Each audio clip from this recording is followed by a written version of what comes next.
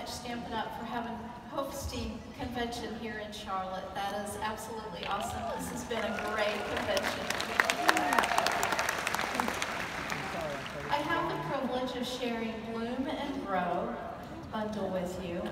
It's an absolutely beautiful set, floral set, with 3 different floral arrangements. And I like this set because it's just one stamp, and they've got a variety of flowers and textures to each one of them. It's also part of your premier product purchase, so I would encourage you for that. Here I've already stamped and colored in. My favorite is the alcohol markers, the Stampin' blends. And I think especially with all of the saturated DSP that we've got now, your alcohol markers are going to give that brilliant color to go with that. But in this set, you've got your 3 different florals. You also have 4 stamps that you can use as a background texture or as a smaller focal point. And then you've got 2 different dies here that are just standalone with die cutting the cardstock. As I said, this stamp set appeals to me because its color and its texture and embellishments and all of those things are great stamping tools. I'm going to kind of cut this a little short here. I totally enjoy the Stampin' blends. And one thing I've learned from my husband, he's an artist, his medium is oil paints, and when he is about finished with a painting, he will go back in and lay in white paint for the highlights or for the sunshine.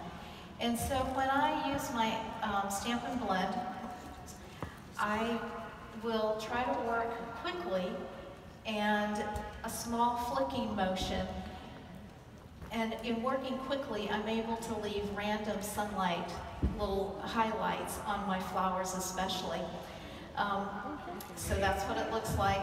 I've previously die cut with one of the dies in the set, a little scalloped, and I've stamped some of the background for texture.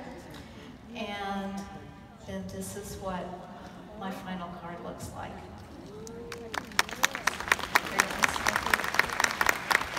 Now, this stamp set was designed for which